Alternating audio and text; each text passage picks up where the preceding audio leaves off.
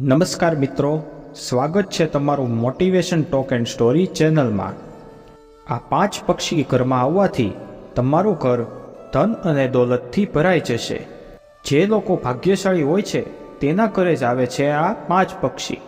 જ્યારે આ 5 પક્ષીઓમાંથી એક પક્ષી રાજા દશરથના ઘરે આવ્યું હતું ત્યારે તેમણે પોતે તે પક્ષીને ભોજન ખવડાવ્યું હતું। જો આ પક્ષી તમારા ઘરે આવે છે તો તમારે સમજવું કે તમારા ઘરમાં સાક્ષાત ભગવાનનો વાસ થવાનો છે। તેમાં સૌથી પહેલું પક્ષી છે કુવડ। જ્યારે કુવડ વહેલી સવારે ઘરમાં આવીને બેસી જાય છે તો સમજી લેવું કે સાક્ષાત માતા લક્ષ્મી તમારા ઘરમાં વાસ કરવા જઈ રહ્યા છે। માતા લક્ષ્મી કુવડ પર સવાર થઈને તમારા ઘરમાં હવે નિવાસ કરવાના છે। આવી સ્થિતિમાં ભૂલથી પણ કુવડને બગાડશો નહીં। સવાર સવારમાં કુવડનું આવવું અત્યંત મંગળકારી માનવામાં આવે છે, કારણ કે કુવડ દેવી લક્ષ્મીનું વાહન છે। પરંતુ યાદ રાખો કે જ્યારે કુવડ રાત્રે ઘરમાં આવે છે ત્યારે તે માત્ર અશુભ સંદેશ લઈને આવે છે, તેથી રાત્રે તેને શુભ માનવામાં આવતું નથી। આ દર્શાવે છે કે તમારા પૈસા હવે ખર્ચ થવાના છે। નંબર 2, નીલકંઠ। સૌથી પહેલાં વાત કરીએ નીલકંઠની। શાસ્ત્રો અનુસાર માનવામાં આવે છે કે નીલકંઠ ભગવાન શિવનું પ્રતીક છે। બહુ ઓછા લોકો હોય છે જેમની છત ઉપર સ્વયં નીલકંઠ આવીને બેસીને દાણા અને પાણી પીવે છે। નીલકંઠ એક એવું પક્ષી છે જેને જોતાં જ વ્યક્તિના તમામ કષ્ટ દૂર થઈ જાય છે। જ્યારે નીલકંઠ તમારા ઘરે આવીને બેસે ત્યારે તેને દાણા અને પાણી અવશ્ય આપો। જો તે આ આપેલું દાન ખાય છે તો સમજી જાઓ કે તમારા ભાગ્યનો ઉદય થવાનો છે। સૌથી પહેલાં તો એ બહુ ઓછા લોકોની અગાસી પર આવીને બેસે છે। ભાગ્યશાળી હોય છે એ લોકો જેમની અગાસી પર નીલકંઠ આવીને બેસે છે। તેને સાક્ષાત શિવનો અવતાર માનવામાં આવે છે।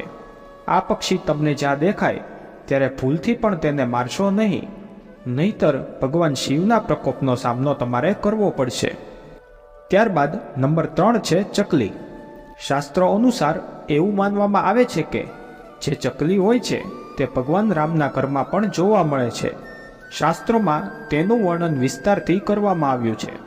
રાજા દશરથ સ્વયં તેને લક્ષ્મીનું પ્રતીક માને છે। ચકલીનું ઘરમાં આવવું સાક્ષાત માતા લક્ષ્મીનું આગમન માનવામાં આવે છે।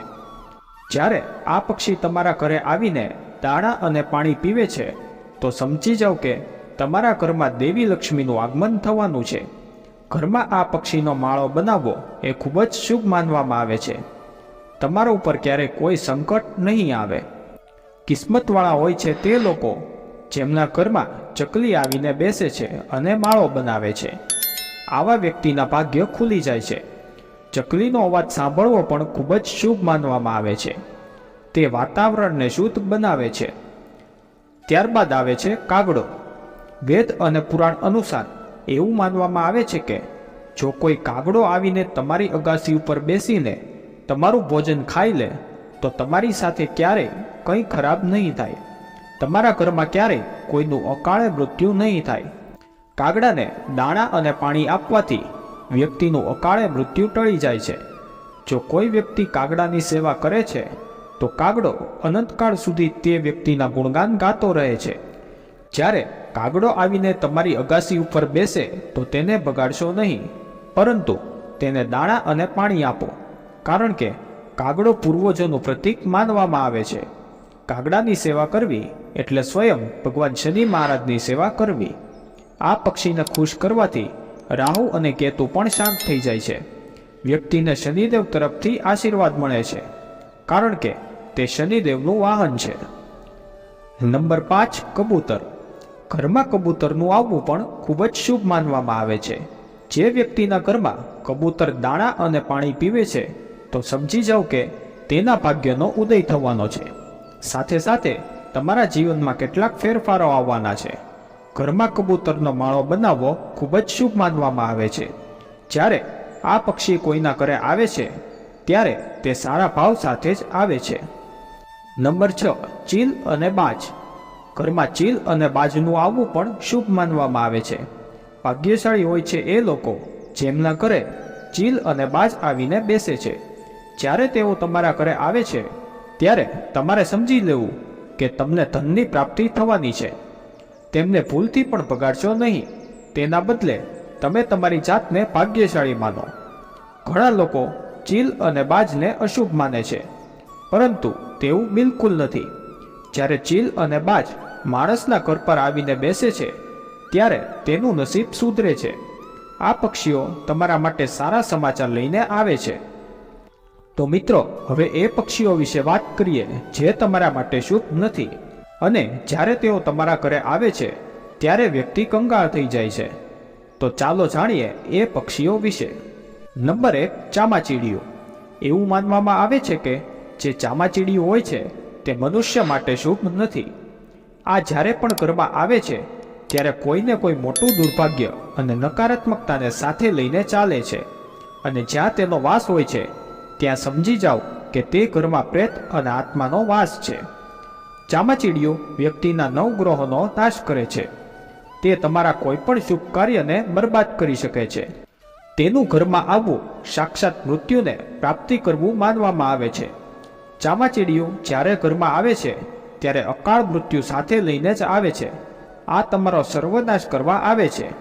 આ પરિવારને ઉથલ-પાથલ કરી દે છે. ચામાચીડિયાને ખરાબ સમાચારનું પ્રતીક માનવામાં આવે છે. જો તમારા ઘરમાં ચામાચીડિયાએ વસવાટ કર્યો હોય તો તેને તરત જ દૂર કરો. આ તમારા પોતાના ભલા માટે છે. ચામાચીડિયા હંમેશા માણસો પ્રત્યે ખરાબ ઈરાદા સાથે આવે છે, તેથી તેને તમારા માટે ક્યારેય નસીબદાર ન સમજો. નંબર 2, ભમરી કે મધમાખી. જો ઘરમાં કોઈ જગ્યાએ મધમાખીઓ કે ભમરીઓ મધપૂડો બનાવે છે તો તે કોઈ પણ માટે સમસ્યા બની શકે છે.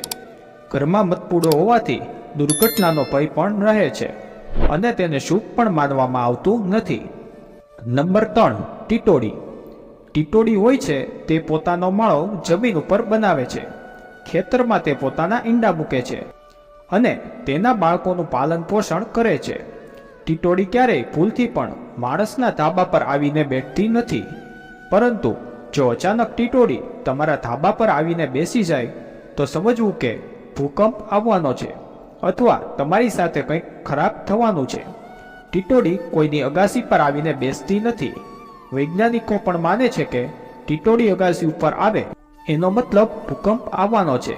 ટીટોડીને તેની ઇન્દ્રિયોથી અહેસાસ થાય છે કે પૃથ્વી ધ્રુજી રહી છે અને તે આવીને ડરીને છત ઉપર બેસી જાય છે. એટલા માટે ઘરમાં ટીટોડીઓનું આગમન પણ શુભ માનવામાં આવતું નથી.